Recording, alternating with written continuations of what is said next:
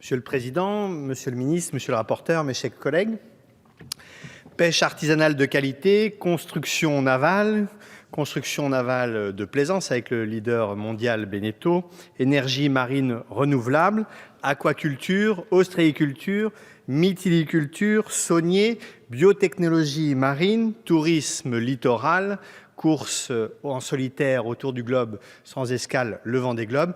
Je suis élu d'un département, la Vendée, qui concentre tous les défis, tous les enjeux et toutes les opportunités de croissance de notre économie maritime. C'est dire le plaisir, mon cher collègue, monsieur le ministre, que j'ai à débattre avec vous aujourd'hui de l'avenir de notre économie maritime.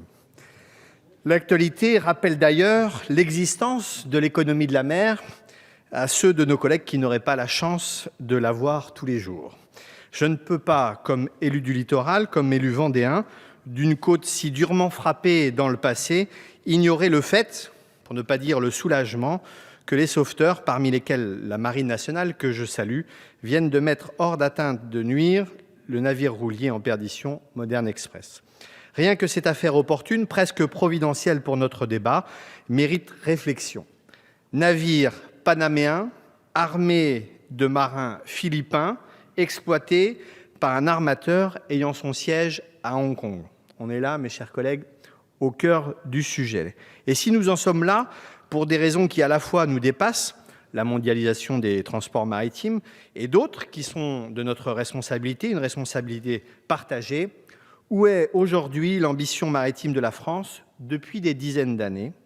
Où est notre prise de conscience partagée que la France est une puissance maritime? Où sont les moyens que se donne notre pays pour assumer son rang de puissance maritime? Autant le dire, la gauche a trop souvent dans le passé critiqué les projets de loi parce qu'ils étaient portés par la droite. Je ne m'associerai pas à cette critique en sens inverse. Je me félicite au contraire de ce texte, de ce débat et de cette urgence posée aujourd'hui.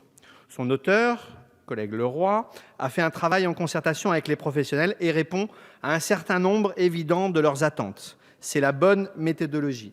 La mer n'est pas de gauche ou de droite, elle est bleue.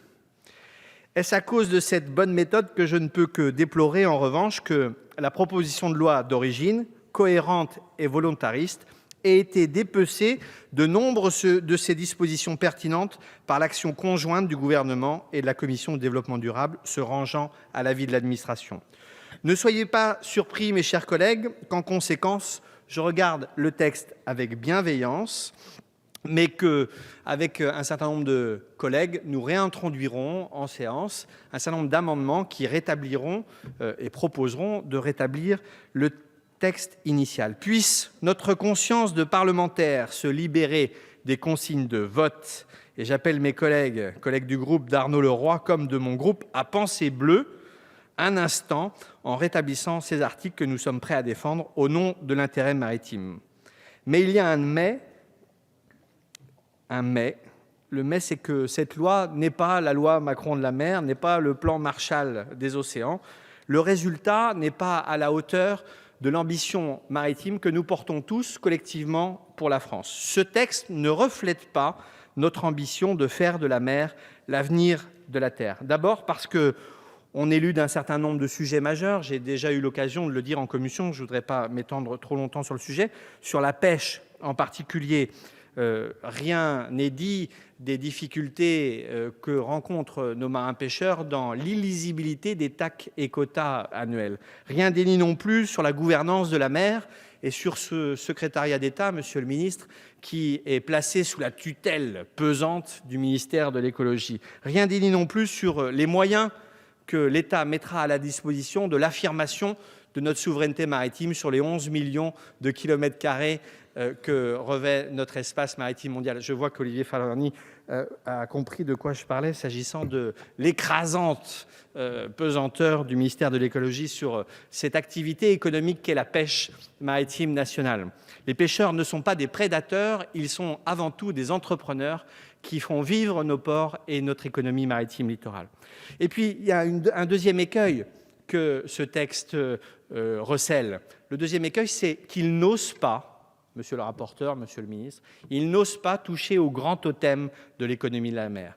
Il n'ose pas toucher au statut des marins, en incluant notamment les questions de protection sociale. Il n'ose pas toucher à la question du service minimum dans les transports maritimes. Il n'ose pas toucher au RIF, que beaucoup considèrent encore trop souvent comme un pavillon de complaisance. Il n'ose pas, enfin, et c'est peut-être là le plus grave pour l'emploi et pour l'économie maritime, il n'ose pas toucher au coût du travail, à l'exonération des charges sociales, alors même que le rapporteur, dans son rapport, rappelait que le pavillon français était 40% plus cher que le pavillon danois ou italien. Alors, mes chers collègues, pour conclure, et j'en termine là, Monsieur le Président, je nous invite à oser regarder l'avenir de la France en bleu. À l'heure où tout devient vert, sauf les feux de la croissance et de l'emploi, regardons l'avenir de la France en bleu. Merci.